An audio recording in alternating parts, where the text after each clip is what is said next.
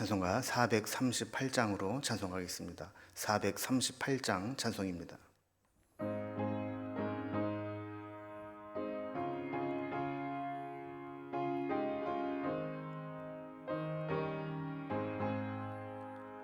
내 영혼이 은총 입어 중한 죄짐 벗고 보니 슬픔 많은 이 세상도 천국으로 화도다. 할렐루야 찬양하세. 내 모든 죄 받고 주 예수와 동행하니 그 어디나 하늘나라. 주의 얼굴 뵙기 전에 멀리 뵈던 하늘나라. 내 맘속에 이루어지니 날로 가깝도다. 할렐루야 찬양하세. 내 모든 죄 사함받고 주 예수와 동행하니 그 어디나 하늘나라. 높은 산이 거친 들이 초막이나 궁궐이나 내 주 예수 모신 곳이 그 어디나 하늘나라. 할렐루야 찬양하세. 내 모든 죄 사함받고 주 예수와 동행하니 그 어디나 하늘나라. 아멘.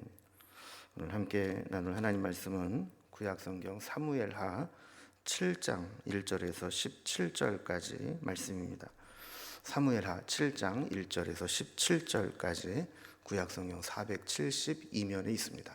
이 말씀을 제가 봉독하겠습니다. 여호와께서 주위의 모든 원수를 무찌르사 왕으로 궁에 평안히 살게 하신 때에 왕이 선지자 나단에게 이르되 볼지어다 나는 백향목 궁에 살거늘 하나님의 궤는 휘장 가운데 있도다. 나단이 왕께 아뢰되 여호와께서 왕과 함께 계시니 마음에 있는 모든 것을 행하소서 하니라. 그 밤에 여호와의 말씀이 나단에게 임하여 이르시되 가서 내 종 다윗에게 말하기를 여호와께서 이와 같이 말씀하시되 네가 나를 위하여 내가 살 집을 건축하겠느냐. 내가 이스라엘 자손을 애굽에서 인도하여 내던 날부터 오늘까지 집에 살지 아니하고 장막과 성막 안에 다녔나니 이스라엘 자손과 더불어 다니는 모든 곳에서 내가 내 백성 이스라엘을 먹이라고 명령한 이스라엘 어느 지파들 가운데 하나에게 내가 말하기를 너희가 어찌하여 나를 위하여 백향목집을 건축하지 아니하였느냐고 말하였느냐. 그러므로 이제 내 종 다윗에게 이와 같이 말하라. 만군의 여호와께서 이와 같이 말씀하시기를 내가 너를 목장 곧 양을 따르는 데에서 데려다가 내 백성 이스라엘의 주권자로 삼고 내가 가는 모든 곳에서 내가 너와 함께 있어 네 모든 원수를 네 앞에서 멸하였은즉 땅에서 위대한 자들의 이름같이 네 이름을 위대하게 만들어 주리라. 내가 또 내 백성 이스라엘을 위하여 한 곳을 정하여 그를 심고 그를 거주하게 하고 다시 옮기지 못하게 하며 악한 종류로 전과 같이 그들을 해치지 못하게 하여 전에 내가 사사에게 명령하여 내 백성 이스라엘을 다스리던 때와 같지 아니하게 하고 너를 모든 원수에게서 벗어나 편히 쉬게 하리라. 여호와가 또 네게 이르노니 여호와가 너를 위하여 집을 짓고 네 수한이 차서 네 조상들과 함께 누울 때에 내가 네 몸에서 날 네 씨를 네 뒤에 세워 그의 나라를 견고하게 하리라. 그는 내 이름을 위하여 집을 건축할 것이요 나는 그의 나라 왕위를 영원히 견고하게 하리라. 나는 그에게 아버지가 되고 그는 내게 아들이 되리니 그가 만일 죄를 범하면 내가 사람의 매와 인생의 채찍으로 징계하려니와 내가 내 앞에서 물러나게 한 사울에게서 내 은총을 빼앗은 것처럼 그에게서 빼앗지는 아니하리라. 내 집과 내 나라가 내 앞에서 영원히 보존되고 내 왕위가 영원히 견고하리라 하셨다 하라. 나단이 이 모든 말씀들과 이 모든 계시대로 다윗에게 말하니라. 아멘. 이스라엘의 전체 왕이 된 다윗은 수도를 예루살렘으로 옮기면서 정치적 기반을 든든히 했고 또 여호와의 궤를 수도 중심으로 옮기면서 종교적인 안정을 취했습니다. 이제 다윗은 이 모셔온 여호와의 궤를 성전을 지어서 그곳에 안치할 계획을 가지고 하나님의 종 나단에게 자문을 구했습니다. 하나님께서는 이러한 다윗의 마음을 기뻐하셨지만 성전 건축은 허락지 않으셨죠.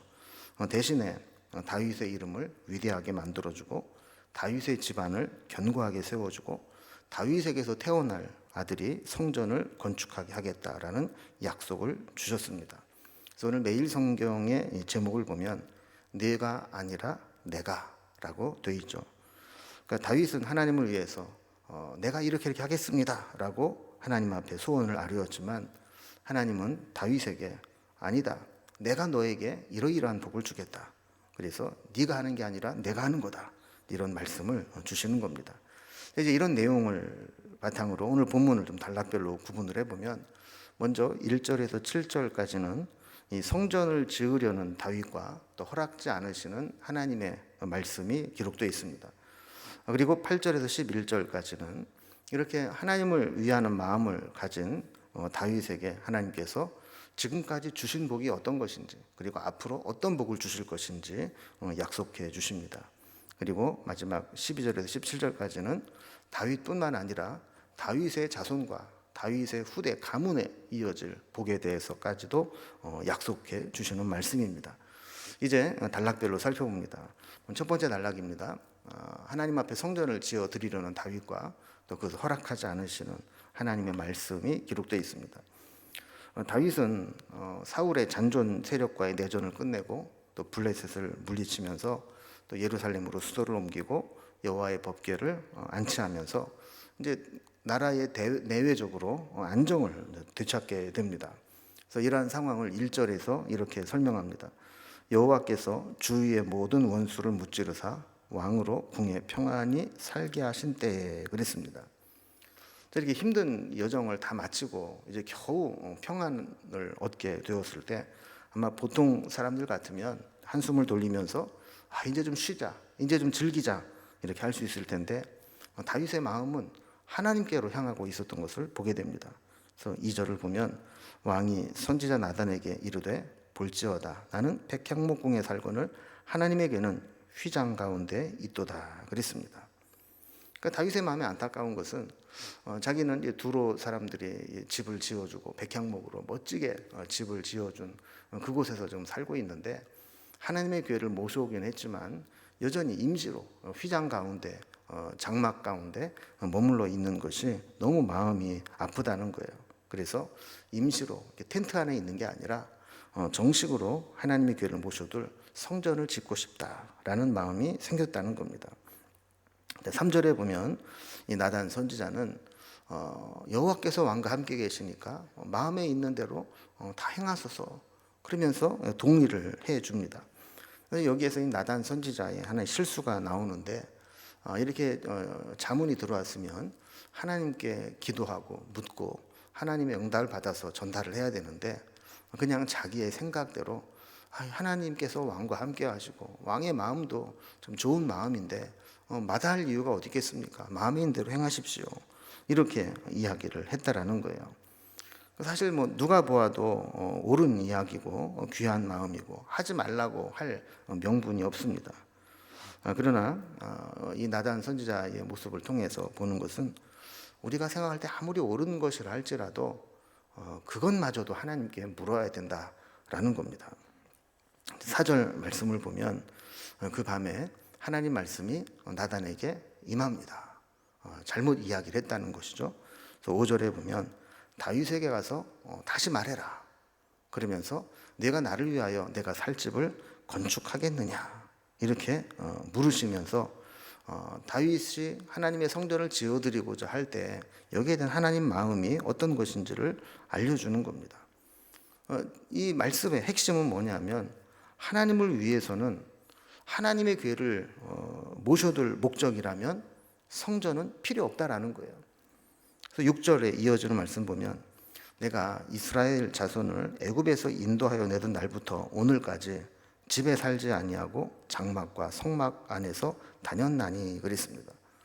자, 만약에 하나님께서 하나님의 교회를 둘 어떤 성전이 필요했다면 왜 성전을 지으라고 안 하셨겠느냐는 거예요.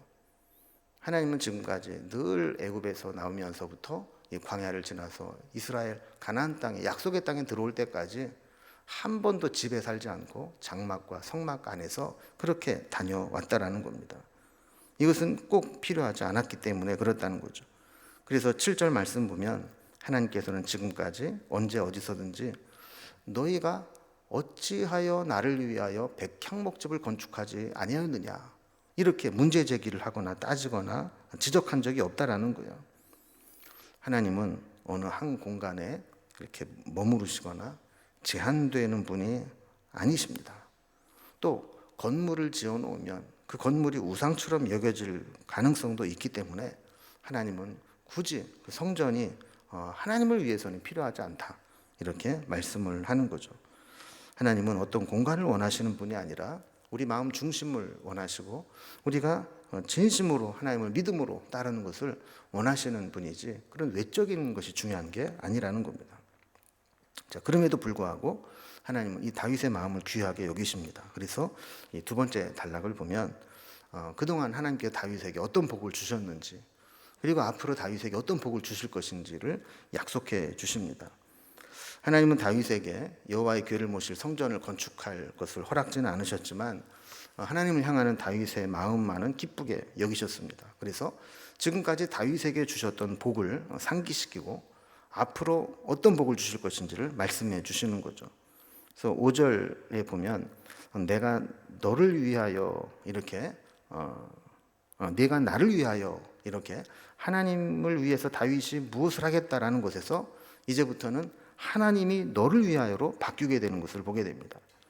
먼저 주님이 지금까지 주신 복을 봅니다. 8절에 보면 하나님이 이 다윗을 목장 곧 양을 따르는 데서 데려다가 내 백성의 주권자로 삼으셨다라고 말씀합니다. 흔히 말하는 대로 일개 목동을 일국의 왕으로 삼으신 것이 하나님께서 그렇게 하셨다라는 거예요. 또한 9절에 보면 다윗이 가는 모든 곳에서 내가 너와 함께 하셔서 모든 원수를 멸하여 주셨다 이렇게 말씀합니다. 다윗이 어디를 가든지 어느 전쟁을 하든지 하나님이 다윗과 함께 하셔서 원수들을 물리치게 하셨다라는 거예요. 자, 두 번째로 이제 앞으로 그러면 어떤 복을 주실 것인가? 이렇게 목자를 왕으로 만들고 전쟁에서 이기도록 함께 하셨다면 앞으로 어떻게 하실 것인가? 이 9절 뒷부분에 보면 땅에서 위대한 자들의 이름과 같이 다윗의 이름을 위대하게 만들어 주겠다. 그리고 다윗의 나라를 지켜줄 것이다. 이렇게 말씀하는 거죠. 또 10절 말씀 보면 이스라엘을 위하여 한 곳을 정하여 그곳에 심고 거주하게 하고 다시 옮기지 못하게 지켜주시고 악한 자들이 전과 같이 해치지 못하도록 보호해 주겠다라고 약속합니다. 그동안 이스라엘 백성들은 나라를 잃고 애굽에 종살이를 하고 그렇게 살았지만 이제는 하나님이 세우신 땅 그곳에서 떠나지 않고 또 악한 자들이 해치지 못하도록 보호해 주겠다는 거예요. 11절 말씀을 보면 왕이 없던 이 사사 시대에는 외부의 침략이 오면 계속해서 기도해서 사사를 찾아야만 했습니다. 그러나 이제 다윗을 왕으로 세우셨으니까 사사 시대처럼 그렇게 불안한 삶이 아니라 이제는 왕 다윗을 중심으로 해서 모든 원수에게서 벗어나서 편히 쉬게 되는 삶을 보장해 주겠다고 약속한 겁니다. 뿐만 아니라 이제 여호와가 너를 위해서 집을 지어줄 것이다 라고 약속하시죠. 그러니까 다윗이 하나님의 집을 짓는 것이 아니라 하나님이 다윗의 집을 세울 것이다 라고 말씀하는 겁니다. 우리가 하나님을 위해서 살면 하나님이 우리에게 복을 주십니다. 늘 여기까지 인도하신 에베네셀의 하나님과 또 앞으로 우리를 인도하시고 복 주실 여호와 이레의 하나님, 그리고 지금도 임마누엘로 우리와 함께 하시는 하나님, 함께 하셔서 어디를 가든지 이기게 하시는 하나님, 그 하나님과 동행하는 것이 믿음이라는 것을 보여주는 겁니다. 이제 마지막 세 번째 단락으로 이렇게 다윗에게 과거와 현재 미래뿐만 아니라 다윗의 자손과 그 가문에까지 대대손손 이어질 축복을 이야기합니다. 하나님의 복을 받은 다윗은 은혜 가운데 살다가 또 때가 되면 조상들과 함께 누울 때가 있을 거라는 거죠. 12절 말씀을 보면 다윗이 수완이 차서 조상들과 함께 누울 때, 죽게 될 때 다윗의 후손, 그 다윗의 몸에서 날 그 씨에서 그 뒤를 이어서 왕을 세우고 나라를 견고하게 하시겠다고 약속하는 겁니다. 그래서 13절을 보면 그는 내 이름을 위하여 집을 건축할 것이요 나는 그의 나라 왕위를 영원히 견고하게 하리라 그랬습니다. 그러니까 다윗에게는 허락지 않은 성전 건축을 다윗의 후손을 통해서 건축하게 하시고 또 그의 나라와 왕위를 영원히 견고하게 하시겠다라고 약속해 주신 겁니다. 뿐만 아니라 14절 말씀을 보면 다윗의 아들과 후손을 하나님의 아들로 삼으시겠다라고 말씀합니다. 하나님의 자녀가 된다는 게 얼마나 큰 축복이에요. 그래서 저들의 아버지가 되시겠다라는 것을 크게 두 가지로 좀 설명하는데, 첫 번째는 그들이 잘못했을 때 죄를 범하면 사람의 매와 인생 채찍으로 징계할 것이다.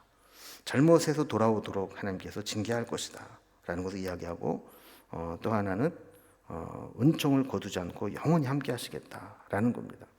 여기 보면 인생의 그 채찍과 사람의 매로 징계할 거다 그랬어요. 하나님은 다른 사람을 통해서 고통을 주면서 잘못을 깨닫게 하고 돌아오도록 하시겠다라는 거예요. 그래서 중요한 한 가지 약속을 더해 주시는데 15절의 말씀과 같이 전에 사울에게서는 사울이 잘못했을 때 은총을 거두어서 사울에게서 왕위가 끝나게 했습니다. 그러나 다윗에게서는 후손과 왕위가 끊어지지 않도록 하시겠다라는 말씀을 주시는 겁니다. 16절 말씀을 보면 내 집과 내 나라가 내 앞에서 영원히 보존되고 내 왕위가 영원히 견고하리라 하셨다 하라. 이렇게 하나님께서 영원히 그 다윗의 왕위와 나라를 보존할 것을 약속하시는 것을 전하게 하십니다. 그러니까 이것을 우리가 그냥 다윗 언약이라고 하는데 하나님께서 다윗과 맺은 언약이죠. 여러분, 하나님께서는 다윗에게 엄청난 축복의 언약을 해 주셨습니다. 이 다윗의 왕위는 이렇게 하나님의 약속 위에 세워진 왕이었죠. 오늘 말씀을 정리해 봅니다. 다윗이 하나님의 전을 건축해 드리고 싶었지만 하나님은 표면적으로 보면 허락하지 않으신 것처럼 보이고 거절하신 것처럼 보입니다. 그러나 사실은 더 좋은 것, 더 큰 것을 약속해 주셨습니다. 여러분, 우리도 하나님을 위해서 무엇인가 해드리고 싶고 또 우리가 마음 중심을 하나님께로 향하게 될 때 하나님은 그 이상으로 우리가 상상하지 못했던 축복으로 우리와 함께 하시는 분이라는 사실을 오늘 말씀을 통해서 보여주고 계십니다. 우리에게도 이런 간증이 넘쳐났으면 좋겠습니다. 우리는 주를 위해서 무엇을 할까? 어떤 헌신과 어떤 수고로 주님을 기쁘시게 할까? 늘 고민하고 하나님은 오히려 우리에게 더 좋은 것, 더 귀한 것, 우리가 생각지도 못했던 은혜를 주시는 것을 체험하고 살아가는 그 간증들이 늘 넘쳐나기를 주님의 이름으로 기원합니다. 기도하겠습니다. 하나님 아버지, 다윗은 하나님을 향하는 마음으로 성전을 건축해 드리고 싶었지만 하나님이 허락지 않으셨습니다. 겉으로 보기에는 거절한 것처럼 보이지만 그 내용을 보면 더 좋은 것, 귀한 것으로 다윗에게 약속하시고 그 약속을 지키시며 다윗의 왕위를, 그 나라를 지키셨던 것을 기억합니다. 우리에게도 늘 주님을 향하는 마음, 주님 중심으로 주님을 기쁘시게 하는 삶을 살아가게 하시고 하나님께서 우리에게 다윗에게 주셨던 은혜와 축복을 내려주시는 삶이 되게 하여 주옵소서. 날마다 주님의 은혜를 사모하며 예수님의 이름으로 기도드리옵나이다. 아멘. 각자의 기도 제목들로 자유롭게 기도하시겠습니다.